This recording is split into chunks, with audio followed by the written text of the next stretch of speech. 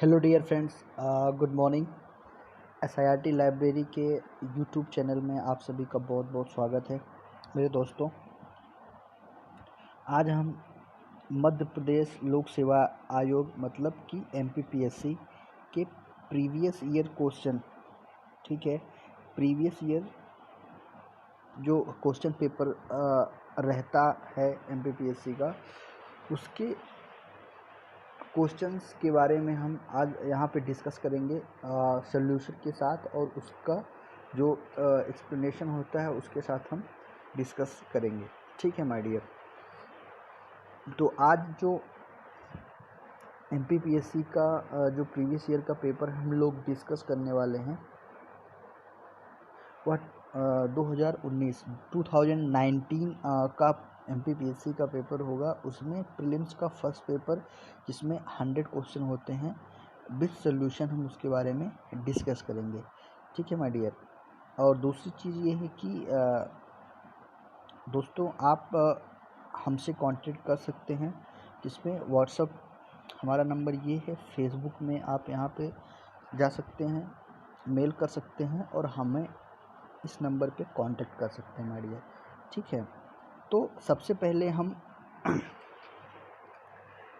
हम ये देखेंगे दोस्तों कि 2019 का जो एमपीपीएससी का पेपर था, यदि हम उसका एनालिसिस करें कि किस टॉपिक से कौन से क्वेश्चन आए हुए थे, ठीक है, तो उससे हमें यह पता चलेगा कि कौन सा टॉपिक कितनी डीपनेस में जाके हमें पढ़ना है और किस टॉपिक से कितने क्वेश्चन, कितने मार्क्स से क्वेश्चन आते हैं। ठीक है। तो हम पेपर का एनालिसिस करने के बाद पाते हैं कि 2019 में मध्य प्रदेश से 32 क्वेश्चन आए हुए थे। ठीक है माय डियर। ठीक है। केवल मध्य प्रदेश का जो जीके होता है उससे 32 क्वेश्चन आए हुए थे, मतलब सीधा 64 मार्क्स का क्वेश्चन केवल मध्य प्रदेश से आया था। और जो क्वेश्चन का वेटेज है एमपीपीएससी में मध्य प्रदेश जीके से हमेशा से ही ज़्यादा रहा है। ठीक है। उसके बाद हम करंट अफेयर्स की बात करें, जिसे हम समसामयिकी बोलते हैं, तो उससे 5 क्वेश्चन आए हुए थे। मानव अधिकार से बात करें तो उससे 4 क्वेश्चन आए हुए थे। ठीक है ना। सिविल अधिकार संरक्षण की बात करें तो उससे 3 प्रश्न आए हुए थे। ST/SC एक्ट से बात करें तो 2019 में 3 प्रश्न आए हुए थे। प्राचीन भारत का इतिहास देखें, मतलब हिस्ट्री से प्रश्न देखें, तो प्राचीन भारत से 4 प्रश्न आए हुए थे और आधुनिक भारत से 5 प्रश्न आए हुए थे। मतलब कि हिस्ट्री दोनों आधुनिक और प्राचीन भारत का दोनों का लिया जाए तो उससे 9 प्रश्न आए हुए थे। ठीक है। सॉरी। खेल कूद का देखें तो वहाँ से 5 क्वेश्चन थे। ठीक है। कंप्यूटर की बात करें तो यहाँ से 11 क्वेश्चन आए हुए थे। ठीक है। पर्यावरण से 2 क्वेश्चन आए थे। भारत के भूगोल से 7 क्वेश्चन आए हुए थे। विश्व का भूगोल देखा जाए तो वहाँ से 1 प्रश्न आया हुआ था। ठीक है। और भारत की राज्य व्यवस्था देखा जाए, ठीक है ना, तो भारत की राज्य व्यवस्था से 9 प्रश्न आए हुए थे। अर्थव्यवस्था से 2 प्रश्न आया हुआ था। विज्ञान प्रौद्योगिकी से 2 प्रश्न आया हुआ था, एवं जीव विज्ञान मतलब बायोलॉजी से 5 प्रश्न आया हुआ था माय डियर। तो यदि हम पूरा कंक्लूजन करें तो आप ये देखोगे कि मध्य प्रदेश एमपी से 32 क्वेश्चन आए हुए थे। ठीक है ना। उसके बाद यदि हिस्ट्री में पहुँचे तो वहाँ से 9 क्वेश्चन आए हुए थे। ठीक है। उसके बाद यदि हम जियोग्राफी से पहुँचे तो जियोग्राफी के 5 क्वेश्चन थे और कंप्यूटर के 11 क्वेश्चन थे माय डियर। ठीक है। बात समझ में आई? तो दोस्तों, हम सीधा 2019 के पेपर सेट पे पहुंचते हैं। ठीक ना। सीधा पेपर को ही उठा के उसको हम सॉल्व करते हैं। ठीक है। इसमें हम क्वेश्चन डिस्कस करते जाएंगे। ठीक है। ये इंस्ट्रक्शन पूरे दिए हुए हैं, इनको आप लोग जो पहली बार अपीयर होंगे एमपीपीएससी के लिए वो देख सकते हैं। और हम सीधा क्वेश्चन पेपर सॉल्व करेंगे यहाँ से। ठीक है। और बीच बीच में आपको बताते जाएंगे कि कहाँ से क्वेश्चन पूछ रहा है ये, ठीक है ना।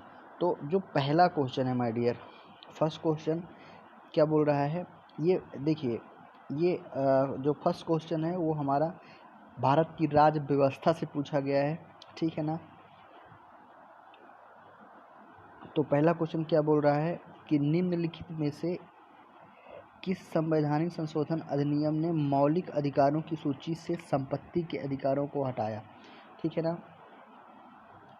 तो यह इसका सही जवाब हो जाएगा माय डियर कौन सा, ऑप्शन नंबर सी, ठीक है। 44वां संशोधन संवैधानिक संशोधन अधिनियम 1978, ठीक है। ये क्या इसका जो एक्सप्लेन यदि हम करें तो 44वें संविधान संशोधन 1978 के द्वारा संपत्ति के मूलाधिकार को विधिक दर्जा दे दिया गया और इसे अनुच्छेद 300 का ठीक है में कानूनी अधिकार बना दिया गया है माय डियर, ठीक है। सेकंड क्वेश्चन की बात, दूसरा क्वेश्चन क्या है कि भारत में दल विहीन प्रजातंत्र किसने प्रस्तावित किया, ठीक है ना। भारत में दल विहीन प्रजातंत्र किसने प्रस्तावित किया, तो इसका इस प्रश्न के माय डियर दो उत्तर सी एंड डी दोनों होंगे, सी एंड डी दोनों होंगे। ऐसा इसलिए होगा क्योंकि भारत में दल विहीन प्रजातंत्र के विचार की शुरुआत जो है सबसे पहले M.N. रॉय ने की थी, जिसे महात्मा गांधी ने आगे बढ़ाया और बिहार में जेपी आंदोलन द्वारा जयप्रकाश नारायण द्वारा इसे और अधिक मजबूती से उठाया गया माय डियर, ठीक है। अतः भारत में दल विहीन प्रजातंत्र के प्रस्ताव में जयप्रकाश नारायण और महात्मा गांधी दोनों का नाम आता है, इसलिए कोई एक उत्तर इसमें नहीं चुना जा सकता, इसलिए इसका सही जवाब सी और डी दोनों होंगे माय डियर, ठीक है। तीसरे क्वेश्चन की हम यदि बात करें मेरे दोस्तों, तो तीसरा क्वेश्चन क्या बोल रहा है कि भारत की प्रथम महिला मुख्य निर्वाचन आयुक्त कौन थी, प्रथम महिला मुख्य निर्वाचन आयुक्त कौन थी, तो इसका सही जवाब हो जाएगा ऑप्शन नंबर, इसका सही जवाब हो जाएगा option number C, V.S. Rama Devi, V.S. Rama Devi इसका सही आंसर होगा। और इनका जो कार्यकाल था वो नवंबर से दिसंबर 1990 तक था, ठीक है।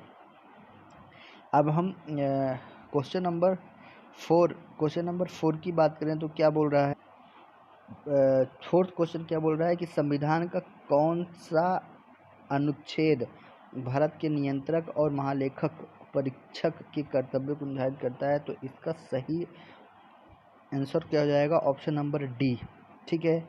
देखिए दोस्तों, क्या होता है कि भारतीय संविधान के अनुच्छेद 148, कौन सा अनुच्छेद 148 से लेकर 151 तक, ठीक है ना, 148 से 151 तक नियंत्रक एवं महालेखक परीक्षक, ठीक है ना, नियंत्रक एवं महालेखक परीक्षक की शक्तियों एवं कार्यों का वर्णन किया गया है, ठीक है ना। 148 से 151 तक महालेखक भारत के नियंत्रक और महालेखक परीक्षक के शक्तियों एवं कार्यों का वर्णन किया गया है। इसमें 149 ठीक है ना, अनुच्छेद 149 में भारत के नियंत्रक और महालेखक परीक्षक के कर्तव्यों का निर्धारण किया गया है, किसके कर्तव्यों का निर्धारण किया गया है। बात समझ में आई, तो इसका सही ऑप्शन क्या हो जाएगा ऑप्शन नंबर डी, ठीक है। अभी हम क्वेश्चन नंबर 5 की बात करें माय डियर, तो क्वेश्चन नंबर 5 क्या बोल रहा है कि पंचायती राज संस्थाओं को संवैधानिक मान्यता प्रदान करने की अनुशंसा करने वाली समिति का नाम क्या था, ठीक है ना।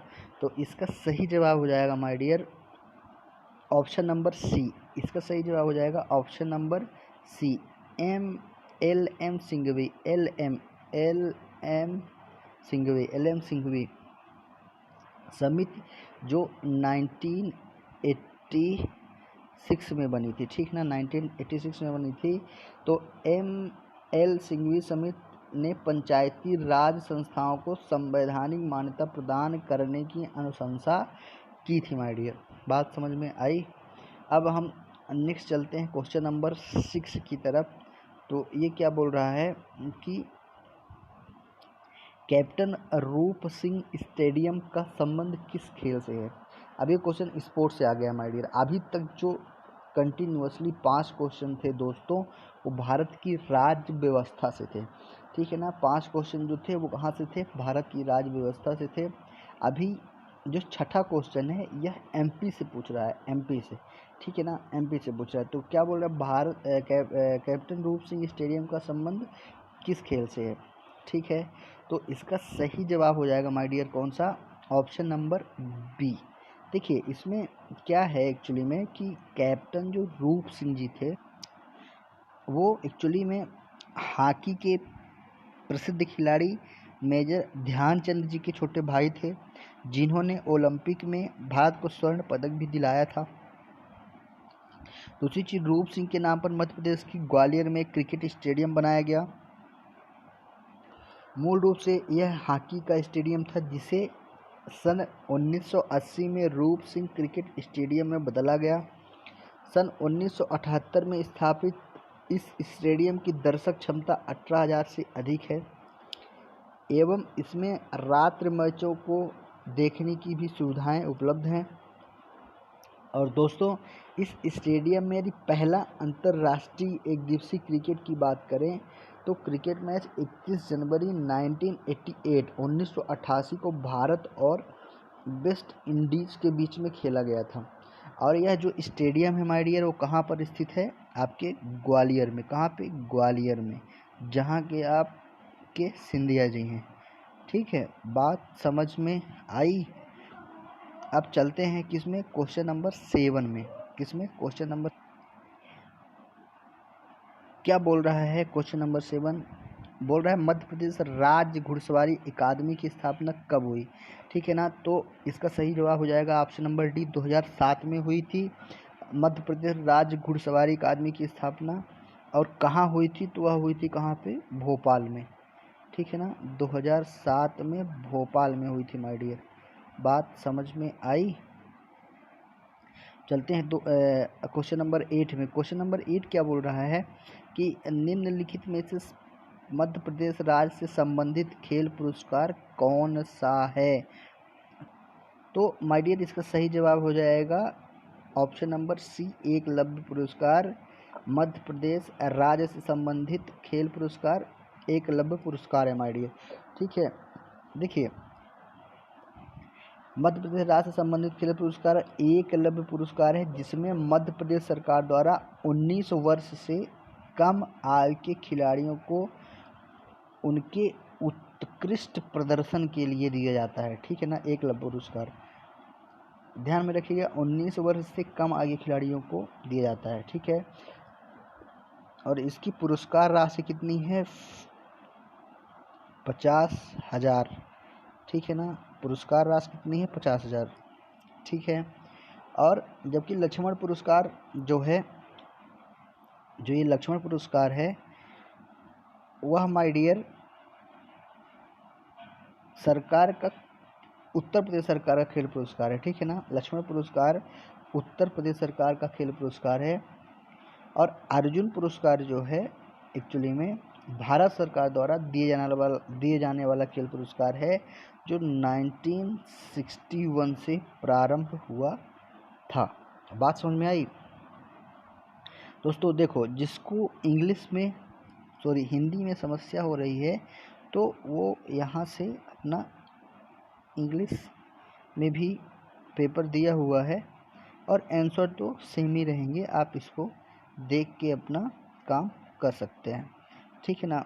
अभी हम क्वेश्चन नंबर 9 में चलें तो क्वेश्चन नंबर 9 क्या बोल रहा है कि निम्नलिखित में से 2018 में मध्य प्रदेश राज्य के विक्रम पुरस्कार से संबंधित खिलाड़ियों में कौन सा खिलाड़ी दिव्यांग श्रेणी में आता है, ठीक है।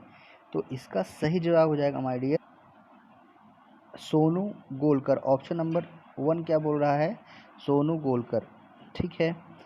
तो ये जो सोनू गोलकर है माय डियर, तो खंडवा के दिव्यांग क्रिकेटर सोनू गोलकर को वर्ष 2018, ठीक है ना, 2018 के मध्य प्रदेश राज्य के विक्रम पुरस्कार, ठीक है ना, जो दिव्यांग श्रेणी में आता है, से सम्मानित किया गया था। किसको? सोनू गोलकर को, जो कहाँ से हैं?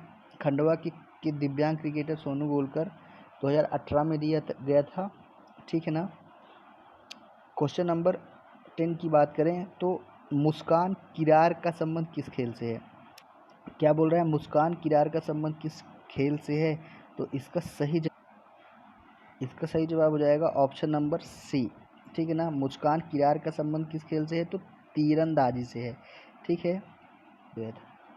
और दोस्तों वर्ष 2018, ठीक है ना, वर्ष 2018 में मुस्कान किरार को एकलव्य पुरस्कार से सम्मानित किया गया था, ठीक है ना। एकलव्य पुरस्कार से भी सम्मानित किया गया था किसको? मुस्कान किरार को। कब किया गया था? वर्ष 2018 में। बात समझ में आई? किस खेल से संबंधित है? तो वह हो जाएगा तीरंदाजी से, ठीक है ना। क्वेश्चन नंबर 11 क्या बोल रहा है कि सतपुरा क्षेत्र में स्थित श्रेणियों में से पश्चिम से पूर्व की ओर, ठीक है ना, पश्चिम से पूर्व की ओर उनकी स्थिति को दर्शाने वाला निम्नलिखित में से कौन सा क्रम सही है? तो इसका सही ऑप्शन क्या हो जाएगा? ए, ठीक है ना। सतपुरा क्षेत्र में स्थित श्रेणियों का पश्चिम से पूर्व क्रम बड़वानी की पहाड़ियाँ, फिर महादेव श्रेणी, फिर मेकल श्रेणी हो जाएगा। बात समझ में आई? अभी देखते हैं माय डियर कौन सा क्वेश्चन नंबर 12। क्वेश्चन नंबर 12 क्या बोलता है कि किस नदी की घाटी गहरी खंड भूमि, इसे रिवाइंस भी बोलते हैं इंग्लिश में, के लिए विख्यात है? किस नदी की घाटी गहरी खंड भूमि के लिए विख्यात है? तो उसका सही जवाब हो जाएगा ऑप्शन नंबर क्या हो जाएगा इसका? सी, मतलब चंबल नदी की घाटी गहरी खंड भूमि के लिए विख्यात है माय डियर। इसका सही जवाब हो जाएगा कौन सा? ऑप्शन नंबर सी, ठीक है। अभी चलते हैं क्वेश्चन नंबर 13 में चलते हैं। क्वेश्चन नंबर 13 क्या बोल रहा है कि इंदौर से जयपुर को जोड़ने वाली राष्ट्रीय राजमार्ग का संशोधित नंबर क्या है? ठीक है, तो इसका सही जवाब हो जाएगा my dear option number A, ठीक है ना। इंदौर से जयपुर को जोड़ने वाले राष्ट्रीय राजमार्ग का संशोधित नंबर कौन सा है? 52। बात समझ में आई? अभी हम ये देख लेते हैं कि राष्ट्रीय राजमार्ग 52 से जुड़ने वाले प्रमुख स्थान कौन कौन से हैं। तो उसमें क्या हो जाएगा? हिसार हो जाएगा, क्या? हिसार, ठीक है। जयपुर हो जाएगा, जयपुर। कोटा हो जाएगा, ठीक है, कोटा। फिर इंदौर हो जाएगा, इंदौर।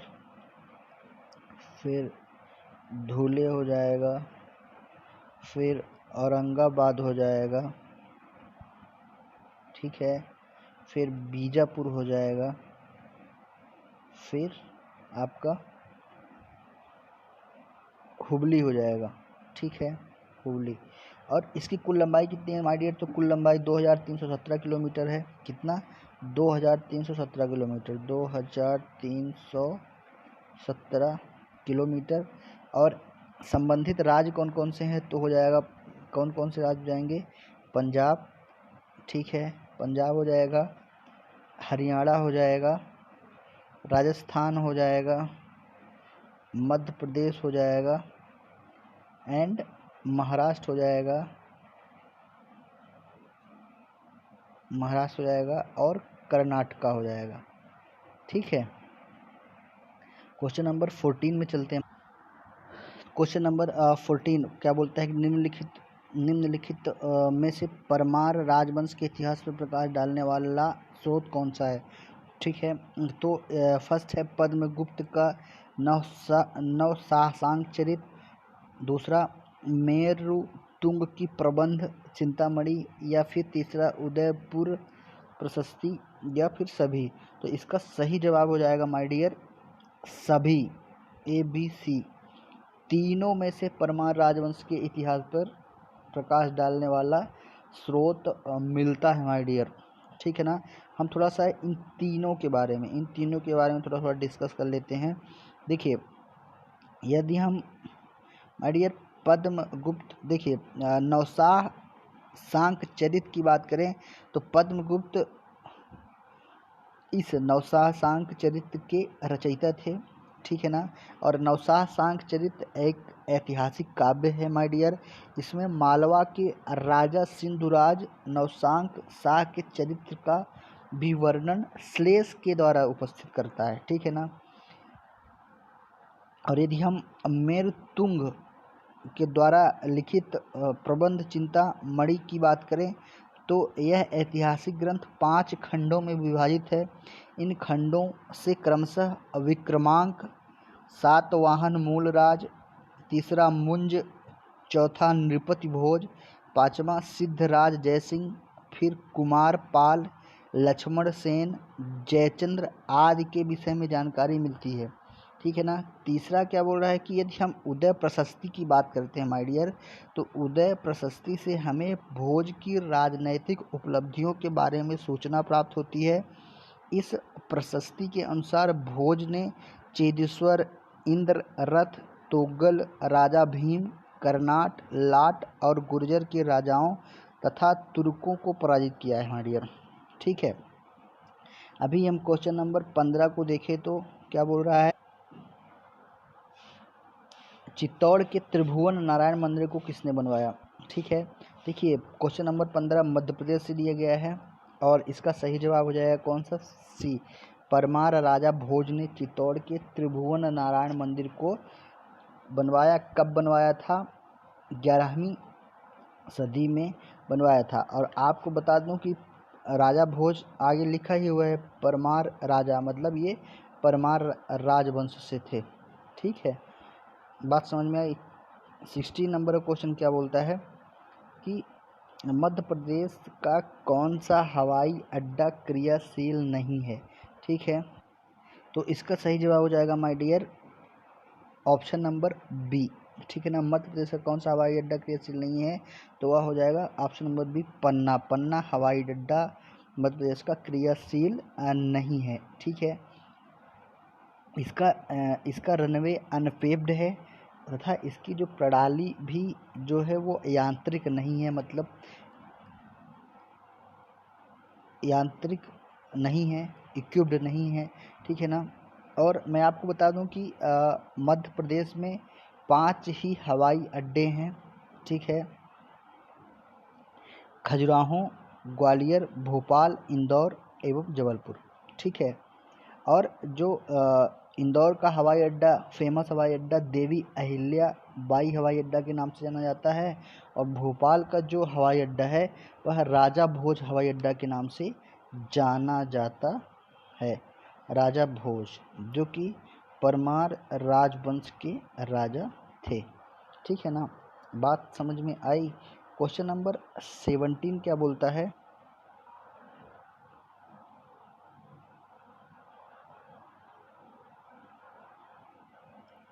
कि मध्य प्रदेश की पिछली विधानसभा 2014 से 18, ठीक है ना, पिछली विधानसभा के अध्यक्ष कौन थे, ठीक है ना। तो इसका सही जवाब हो जाएगा my dear option number C, doctor Sitasaran Sharma. ये 2014 से 2018 की बात हो रही माय डियर। तो उस टाइम में डॉक्टर सीतासरन शर्मा जी थे, ठीक है ना। थोड़ा सा हम ओवरव्यू डाल देते हैं विधानसभा अध्यक्ष के बारे में। तो जो मध्य प्रदेश के विधानसभा अध्यक्ष, प्रथम विधानसभा अध्यक्ष थे, तो वह थे कौन, पंडित कुंजीलाल दुबे, जिनका कार्यकाल 1956 से 1967 तक था, ठीक है ना। बात समझ में आई। उसके बाद जो है तो 13वें जो है 13 कौन से थे, श्री ईश्वर दास रोहाणी जी थे। इनका कार्यकाल 2003 से 2009 और 2009 से फिर 2013 तक था, ठीक है ना। और 14वें जो विधानसभा अध्यक्ष थे वह सीतासरन शर्मा जी थे, ठीक है ना, जिनका कार्यकाल 2014 से 19 तक था। और प्रेजेंट में आपके एमपी के विधानसभा अध्यक्ष माननीय श्री गिरीश गौतम जी हैं, जो कि देवतलाव विधानसभा से विधायक भी हुआ करते थे, ठीक है। अभी क्वेश्चन नंबर 18 हम देखते हैं। तो क्वेश्चन नंबर 18 क्या बोल रहा है? क्वेश्चन नंबर 18 बोल रहा है निम्नलिखित में से कौन मध्य प्रदेश का राज्यपाल नहीं है? तो इसका सही ऑप्शन क्या हो जाएगा? न्यायमूर्ति अंशुमान सिंह। न्यायमूर्ति अंशुमान सिंह जो है मध्य प्रदेश के राज्यपाल नहीं रहे हैं, ठीक है ना। थोड़ा सा हम मध्य प्रदेश के राज्यपाल के बारे में थोड़ा सा डिस्कस कर लेते हैं। तो प्रथम जो मध्य प्रदेश के राज्यपाल थे वो कौन थे? डॉक्टर वी पट्टाभी सीतारमैया, जो 1956 से 1957 तक थे, ठीक है। 1956 से 1957 तक थे। जो दूसरे राज्यपाल थे वो हरविनायक पाटस्कर थे, जो 1957 से 1965 तक थे, ठीक है। 1965 तक थे, ठीक है। उसके बाद 20वें राज्यपाल थे वह कौन थे? डॉक्टर भाई महावीर, ठीक है। डॉक्टर भाई महावीर 20वें राज्यपाल थे और उनका कार्यकाल 1998 से 2003 तक था, ठीक है ना। 23वें राज्यपाल हमारे बलराम जाखड़ साहब थे, जिनका कार्यकाल 2004 से 2009 तक था, ठीक है। फिर 24वें राज्यपाल कौन से थे? तो वे थे माननीय रामेश्वर ठाकुर जी, ठीक है ना। 24वें रामेश्वर ठाकुर जी थे, जिनका कार्यकाल जो है तो 2009 से 2011 तक था, ठीक है ना। वर्तमान में जो हमारे राज्यपाल हैं वह आनंदीबेन पटेल जी हैं, ठीक है ना। आनंदीबेन पटेल जी हैं, जिनका कार्यकाल 1 जुलाई, ठीक है ना, 1 जुलाई 2020 से चालू हो गया है, ठीक है माय डियर, और अभी तक है। क्वेश्चन नंबर 19 की हम बात करें तो क्वेश्चन नंबर 19 क्या बोल रहे? क्वेश्चन नंबर 19 है कि मध्य प्रदेश में किस राज्य की सीमा नहीं छूती है? मध्य प्रदेश से किस राज्य की सीमा नहीं छूती है? तो इसका सही जवाब हो जाएगा ऑप्शन नंबर सी, झारखंड जो है मध्य प्रदेश की सीमा को टच नहीं करती है, ठीक है। मध्य प्रदेश की सीमावर्ती राज्यों की बात करें तो कौन कौन से हैं उसमें? राजस्थान है, यूपी है, ठीक है, छत्तीसगढ़ है, ठीक है, महाराष्ट्र है एंड गुजरात है माय डियर, ठीक है ना। ये 5 स्टेट जो मध्य प्रदेश को टच करते हैं। बात समझ में आई? राजस्थान, यूपी, छत्तीसगढ़, महाराष्ट्र और गुजरात। झारखंड नहीं टच करता है। बात समझ में आई? अभी चलते हैं क्वेश्चन नंबर 20 में। माय डियर, क्वेश्चन नंबर 20 क्या बोल रहा है कि मध्य प्रदेश राज्य निर्वाचन आयोग में निम्न में से कौन सा आयुक्त नहीं रहा? ठीक है ना। तो इसका सही जवाब हो जाएगा ऑप्शन नंबर डी, ठीक है ना, मतलब श्री अवनी वैश्य, ठीक है ना, अवनी वैश्य आयुक्त नहीं रहे हैं, ठीक है ना। तो हम देख लेते हैं कि मध्य प्रदेश राज्य निर्वाचन आयोग के आयुक्त को देख लेते हैं एक नज़र में। तो यदि हम पहले आयुक्त की बात करें तो वो होंगे कौन से?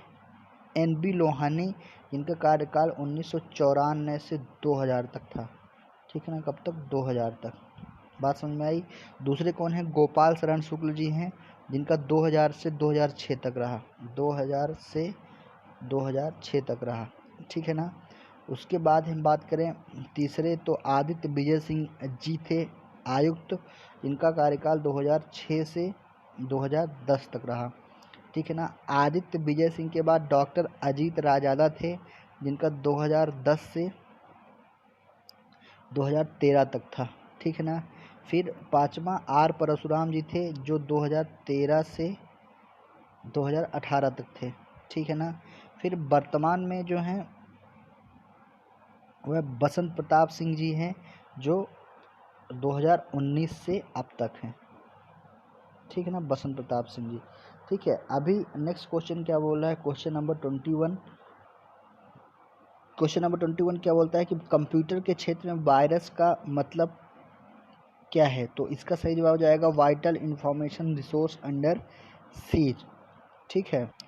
माय डियर, देखिए क्या है कि कंप्यूटर वायरस एक कंप्यूटर प्रोग्राम ही होता है जो अपनी ही नकल बना सकता है और उपयोगकर्ता की अनुमति के बिना एक कंप्यूटर को संक्रमित कर सकता है, फाइल क्रैश कर सकता है, पूरा विंडो करप्ट कर सकता है। इसीलिए हम अपने सिस्टम में, अपने कंप्यूटर में माय डियर एंटीवायरस डाल के रखते हैं। बात समझ में आई। क्वेश्चन नंबर 22 क्या बोल रहा है, 22 बोल रहा है कि जो अनधिकृत पहुंच प्राप्त करता है, महत्वपूर्ण डाटा को नष्ट करता है, वैध उपयोगकर्ताओं की सेवा को अस्वीकार करता है या उनके लक्ष्यों के लिए समस्याएं पैदा करता है, कहलाता है क्या। तो इसमें देखिए, इसमें वाइट इसमें हैकर और क्रैकर दोनों में कन्फ्यूजन हो सकता है। देखिए, हैकर और क्रैकर में कन्फ्यूजन बिल्कुल होना वाजिब सी बात है, बट इसके हैकर के पहले वाइट हैट लग चुका है माय डियर, इसलिए आपको एक बार सोचने में मजबूर होना पड़ेगा। और इस क्वेश्चन का सही आंसर हैकर ना होके क्रैकर होगा माय डियर, क्रैकर होगा, ठीक है ना। अभी हम आपको वाइट हैट हैकर और क्रैकर के बीच में डिफरेंस बताते हैं माय डियर। तो क्रैकर को हम क्या बोलते हैं, ब्लैक हैट हैकर बोलते हैं, ब्लैक हैट हैकर, क्या, ब्लैक हैट हैकर, ठीक है ना। बात समझ में आई, ब्लैक हैट हैकर बोलते हैं। तो जो ब्लैक हैट हैकर होते हैं माय डियर, तो जो अनाधिकृत पहुंच प्राप्त करता है, ब्लैक हैट हैकर की बात करें तो वह अनाधिकृत पहुंच प्राप्त करता है, महत्वपूर्ण डाटा को नष्ट करता है, वैध उपयोगकर्ताओं की सेवा को अस्वीकार करता है या उनके लक्ष्यों के लिए समस्याएं पैदा करता है। और वाइट हैट हैकर जो होता है, यह एक नैतिक कंप्यूटर हैकर है या एक कंप्यूटर सुरक्षा विशेषज्ञ है। ये वैध उपयोगकर्ताओं की आज्ञा के अनुरूप ही कार्य करते हैं, ठीक है ना। इसलिए वाइट हैट हैकर जो होते हैं उनको हम इस श्रेणी में नहीं रखेंगे, ठीक है माय डियर। अभी क्वेश्चन नंबर 23 की बात करें तो इसमें क्या हो जाएगा कि पहला साइबर लॉ जो भारत में ई कॉमर्स के लिए कानूनी ढांचा प्रदान करता है कौन सा है, तो इसका सही जवाब हो ऑप्शन बी सही जवाब हो जाएगा। और क्या बोल रहा है कि सूचना प्रौद्योगिकी अधिनियम 2000, ठीक है ना, भारत का पहला साइबर कानून है जो भारत में ई कॉमर्स, ठीक है ना, के लिए कानूनी ढांचा प्रदान करता है। 24 क्वेश्चन की बात करें, यदि किसी भाई बंधु को यदि चाहिए इंग्लिश से तो आप ये इंग्लिश का भी ले सकते हैं, आंसर सेम ही होंगे सबके, ठीक है। क्वेश्चन नंबर 24 क्या बोल रहा है कि निम्नलिखित में से कौन सा एक साइबर अपराध नहीं है, निम्नलिखित में से कौन सा एक साइबर अपराध नहीं है, तो इसका सही जवाब हो जाएगा my dear online chatting, option number D, option number D इसका सही जवाब हो जाएगा माय डियर। देखिए, साइबर अपराध या कंप्यूटर अपराध से तात्पर्य कंप्यूटर की सहायता से गैर कानूनी गतिविधियों जैसे कि किसी की निजी जानकारी हैक करना, वायरस डालना, डाटा नष्ट करना, अनाधिकृत पहुंच आदि को संचालन करना है। और साइबर अपराध के अंतर्गत क्या क्या आता है? Spam email, hacking, fishing, cyber stalking, identity theft आदि आ जाते हैं। बात समझ में आई? क्वेश्चन नंबर 25 क्या बोल रहा है?